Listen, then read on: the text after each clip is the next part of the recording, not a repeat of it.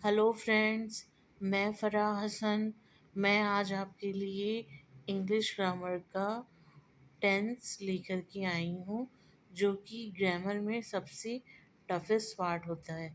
सबको बहुत टेंस समझने में दिक्कत होती है, लेकिन मैं आज आपके लिए बहुत ईज़ीएस्ट वे में समझाने वाली हूँ कि टेंस क्या होते हैं, टेंस के कितने रूप होते हैं और टेंस को कितने भागों में डिवाइड किया गया है। ये सारी चीज़ें मैं आज आपको बताने वाली हूँ। तो सबसे पहले ये समझना होगा कि टेंस में बताया क्या गया है, टेंस है क्या।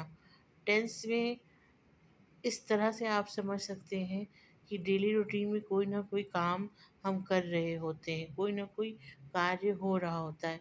चाहे वो हम पढ़ रहे हैं, चाहे हम खाना पका रहे हैं, चाहे हम मार्केट गए हैं, वो आ रहा है, वो जा रहा है। तो कुछ ना कुछ काम हुआ होता है।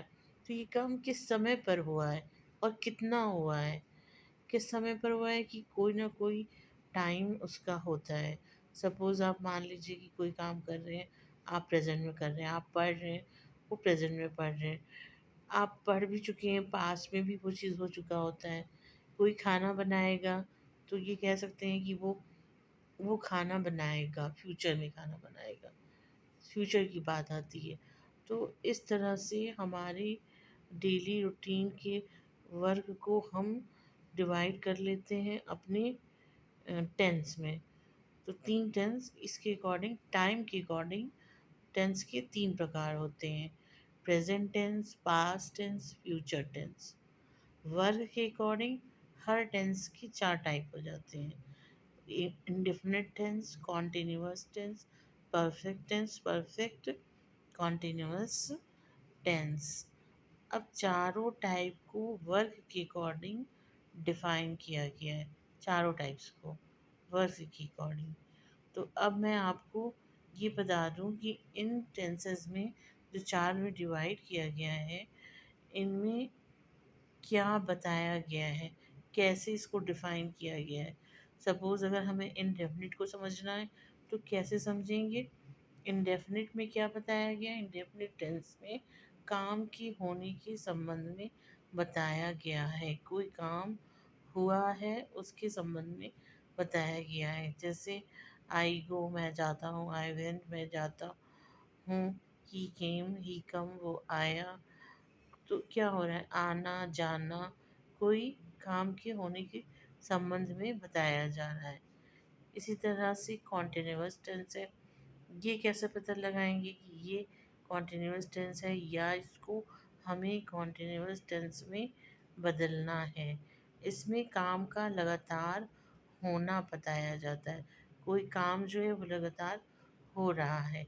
For example, I am reading, she was cooking, मैं पढ़ रहा हूँ, वो खाना बना रही थी। तो क्या हो रहा है कि ये एक काम का लगातार होना बताया जा रहा है। कोई ना कोई काम इसमें हो रहा है, उस चीज़ को ये शो करते हैं हम। अब आ जाइए परफेक्ट टेंस। परफेक्ट टेंस में क्या बताया गया है? परफेक्ट टेंस में इसमें काम का समाप्त होना बताया गया है कि काम किस समय पे समाप्त हो चुका है। मतलब काम आपने कर लिया है, ये उस चीज़ को शो करता है। जैसे for example, I have slept, मैं सो चुका हूँ, मैं खा चुका हूँ, मैं पढ़ चुका हूँ।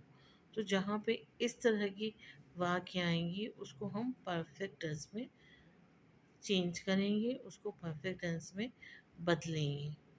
अब आ जाता है परफेक्ट कॉन्टिन्यूअस टेंस। इसमें क्या बताया गया है? इसमें क्या पहचान होगी कि ये कॉन्टिन्यूअस टेंस है, इसको कॉन्टिन्यूअस में बदलना है। इसमें कोई काम पास्ट में शुरू हुआ था और अभी भी जारी है। आई हैव बीन प्लेइंग, मैं खेल चुका हूँगा।